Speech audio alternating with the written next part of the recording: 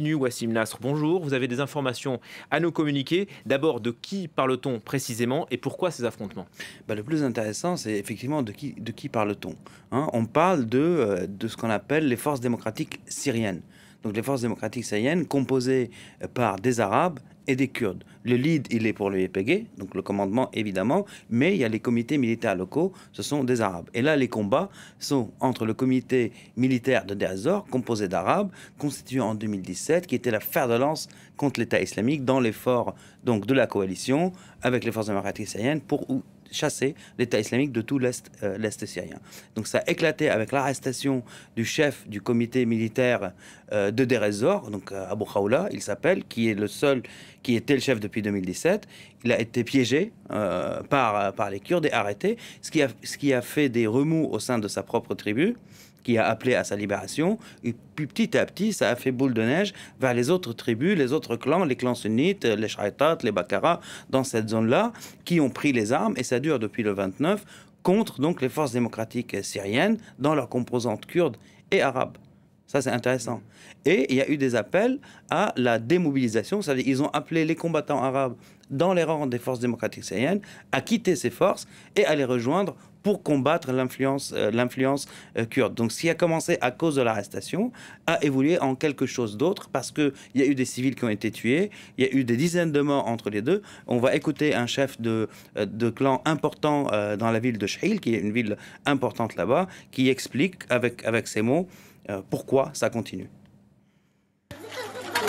السلام عليكم اخوانكم في شحيل قاموا على غزل اغتلوا مدنيه وطعنوا مدنيه اليوم في مدينه شحيل واحنا اليوم مشينا عليهم وحررنا شحيل من غزل.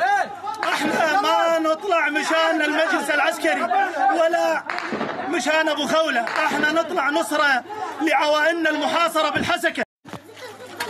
السلام عليكم اخوانكم في شحيل قاموا على غزل اغتلوا مدنيه وطعنوا مدنيه اليوم في Ces affrontements, Wassim, ils ont quelles conséquences? La conséquence directe, ce sont des affrontements, en tout cas, entre alliés de la coalition américaine. Donc les Américains ont des bases et les combats se passent autour des bases. Si on peut revoir la carte qu'on a vue au début, on voit que ça fait boule de neige. Là, c'est des vidéos de mobilisation. On voit que ça fait boule de neige au nord de l'Euphrate, comme on voit. Et ça remonte aussi vers ce qu'on appelle le Khabour, donc ce qui remonte vers Asaka et jusqu'à la frontière irakienne. À l'heure où on parle, la tâche des affrontements s'élargit en fait. Donc, et sans la composante arabe des forces démocratiques syriennes, qui aujourd'hui se soulèvent contre les Kurdes, la coalition aura du mal à combattre donc les djihadistes de l'État islamique. Parce qu'il faut rappeler que ce sont ces mêmes tribus arabes, encore une fois, qui étaient le fer de lance dans le combat contre les djihadistes, et c'est eux qui tiennent leur zone. Et aujourd'hui, ils se soulèvent parce qu'ils estiment que les Kurdes ont trop d'influence ou essayent de leur imposer un autre chef que leur chef qui a été nommé en 2017. D'ailleurs, eux-mêmes aussi appellent la coalition à intervenir pour que la situation soit, on va dire, équilibrée entre les composants kurdes et les composantes arabes. Donc ce qui est aussi très important, c'est de comprendre que les clans arabes à travers la Syrie, les zones contrôlées par les Turcs, les zones contrôlées par HTS à Idlib, les zones contrôlées par le régime, ont appelé à soutenir les tribus arabes. Donc ça aussi c'est important, parce que des clans comme les Shaitat qu'on a vus là, ils sont aussi du côté du régime à l'ouest de l'Euphrate.